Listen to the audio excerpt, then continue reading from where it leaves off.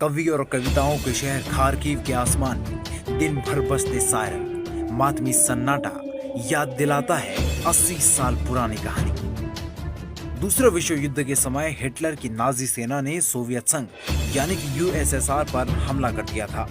Kharkiv तब Kharkov हुआ करता था। इसे यूएसएसआर का सबसे बड़ा सैन्य ठिकाना माना जाता था। नाजी सेना ने खार्किव पर कब्जा कर लिया था। हिटलर के आदेश पर हजारों यहूदियों को गोलियों से उड़ा दिया गया। उन्हें वैन में गैस डालकर मौत के घाट उतार दिया।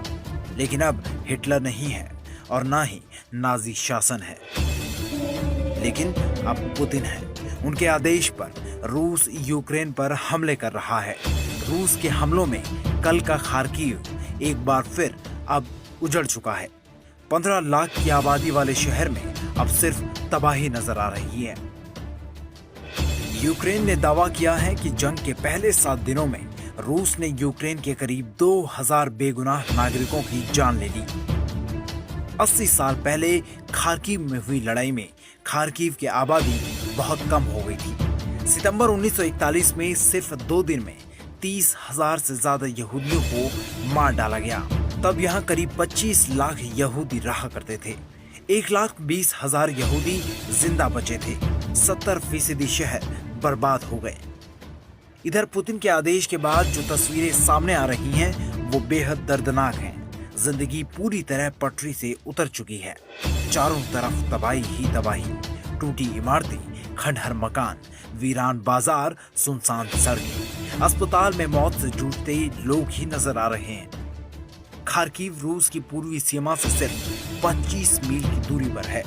रूसी भाषाई लोग बड़ी तादाद में यहाँ रहते हैं। रूस को लगा था कि खार्किव को आसानी से कब्जा लेगा, लेकिन यूक्रेन की सेना ने रूसी सेना को अपने मंसूबों में कामयाब नहीं होने दिया। इसी की खुन्नस रूस ने बमबारी कर निकाल दी है। 1951 में सोवियत संघ टूट जाता है। यूक्रेन आजाद हुआ। फिलहाल रूस कीव और खार्किव इन 2 बड़े शहरों पर कब्जा चाहता है। इधर यूक्रेन की सेना रूसी सेना के सामने सीना ताने खड़ी है। रूस हर रोज युद्ध पर 1 लाख करोड़ रुपए से ज्यादा खर्च कर रहा है।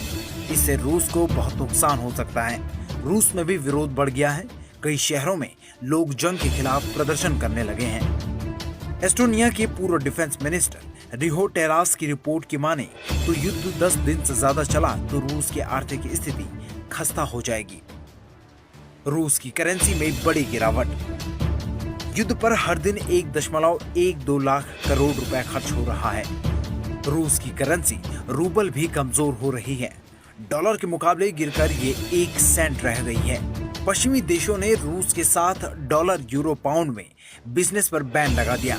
रूस युद्ध में 5 लाख करोड़ रुपए से ज्यादा खर्च कर चुका है। इधर कीव और खार्किव में यूक्रेन को मजबूती से लड़ने के लिए कुछ देशों ने हथियारों की सप्लाई शुरू कर दी है। कई देश चाहते हैं कि रूस को ज्यादा दिनों तक रोके रखा जाए। इससे रूस की आर्थिक हालत खुद ही खराब हो जाएगी।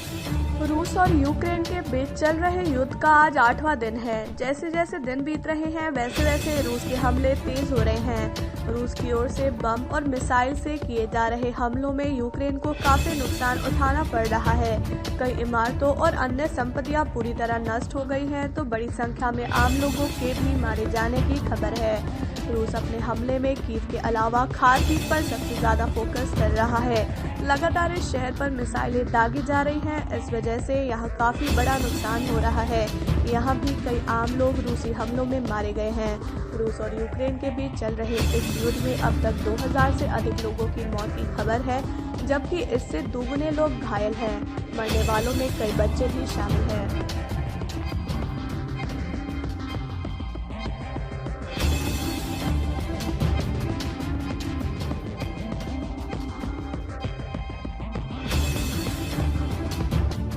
खार्किव में इंडियन स्टूडेंट्स को यूक्रेन सेना द्वारा मानव ढाल बनाने के रूस के आरोपों के बीच भारत के लोगों के लिए राहत की खबर है। खार्किव में फंसे भारतीयों को निकालने के लिए रूस 6 घंटे तक युद्ध रोकने को तैयार हो गया है।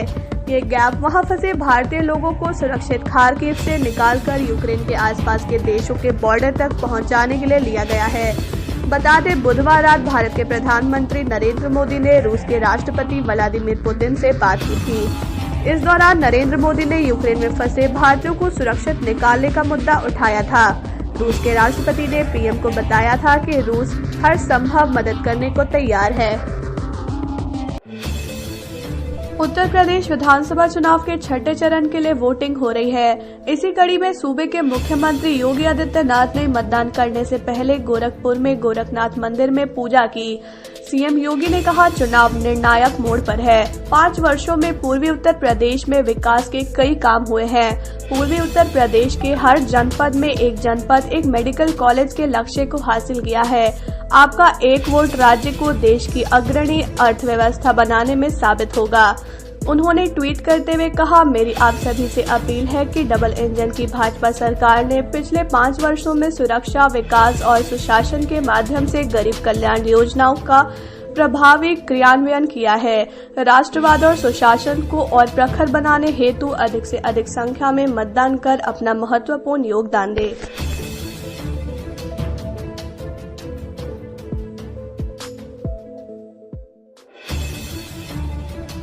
विधानसभा चुनाव की मतगणना के दिन गड़बड़ी होने की आशंका जताते हुए भारतीय किसान यूनियन के प्रवक्ता राकेश टिकैत ने लोगों से निगरानी रखने के लिए एक दिन पहले मतगणना केंद्रों पर पहुंचने का आह्वान किया है।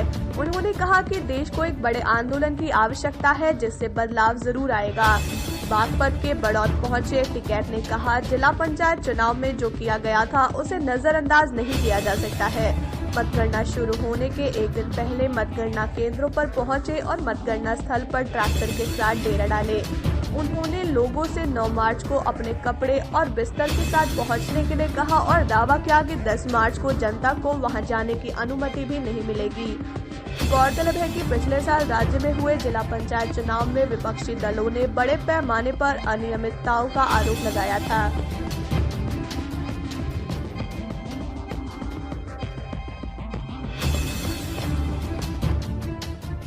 हम करें